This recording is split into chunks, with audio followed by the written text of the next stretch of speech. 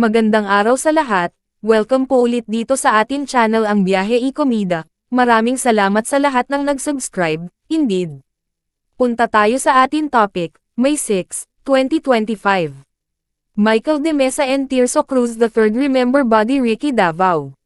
Labis na dinaramdam ng veteran actors na sina Michael De Mesa at Tirso Cruz III ang pagpanaw ng malapit na kaibigang si Ricky Davao. Pumanaw si Ricky dahil sa cancer noong Huwebes, May 1, 2025. Siya ay 63. Sa parte ni Michael, inalala niya ang 5 dekada nilang pagkakaibigan ni Ricky. Schoolmate sila at madalas magkasama sa mga gimmick bilang teenagers. Mensahe niya, Ricky, my brother, this one really hurts. You know I'm a man of few words, but with you, there's just so much to say. I've known you since I was 14. That's 50 years. We've been through so much together, from the school lunch breaks we used to sneak in just to hang out, to the countless days and nights as barkada with my brother, Ralph, and your brother, Bing.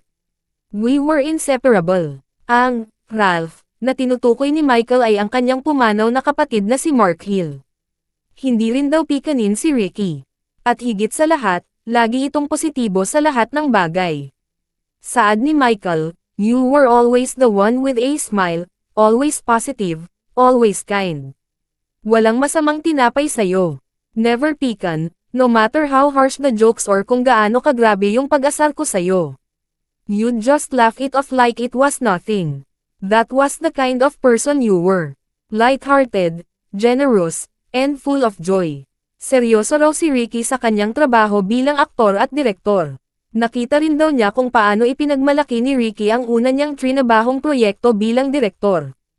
Pagpapatuloy ni Michael, as an artist, I truly admired you.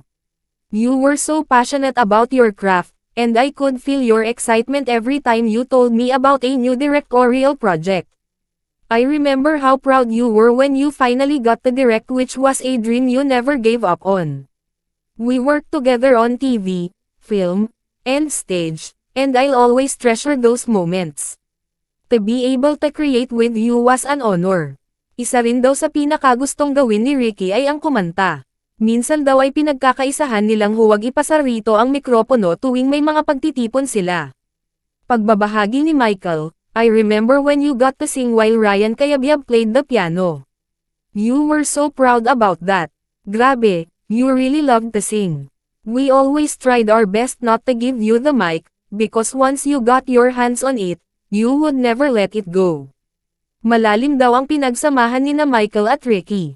Ngayong wala na si Ricky, patuloy raw niyang aalalahanan ang magagandang pinagsamahan nila. Saad ni Michael, we've come a long way, my friend. And now, I'll have to come to terms with a world that no longer has you in it. But I'll hold on to the memories, the laughter, and the brotherhood.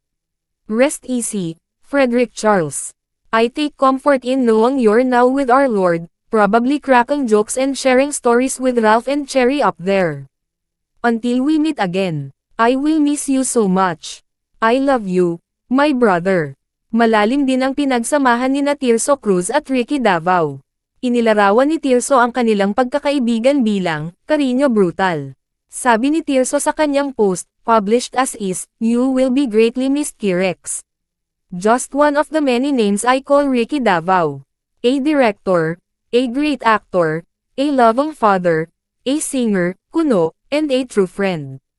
Kidding aside, he was truly a man of many talents. We had a unique and weird way of showing how we cared for each other, we called it Cariño Brutal. That was our crazy way of having fun by verbally destroying each other, pero lamang lang namin yon sa isa't isa.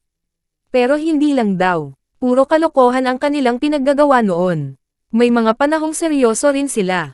Sabi pa ni Tirso, but we also had our serious times and conversations. He was a strong-willed man but also a gentle and loving son. I will never forget an incident. He was at a location shoot out of town when he got the news that his dad passed away. He called me right away. I remembered he was calling from a public place, but he didn't care if people around were watching while he was crying his heart. This was when I saw the tenderness in his heart. How he truly loved and cared for his father. Mensahe pa niya sa pumanaw na kaibigan, I will never forget you, Ricky. You will always have a special place in my heart, my friend and kumpare. Ricky May, his daughter is my goddaughter. Be with the Lord now. At yan ang atin latest showbiz chika update for today. Huwag kalimutan mag-subscribe. Click the notification bell for more showbiz chika updates. Like and share the video at suportahan po ang atin Facebook page. Maraming salamat sa lahat ng nag-subscribe. Indeed. Magandang buhay sa lahat. Adios. Ibirong sumulat ang awit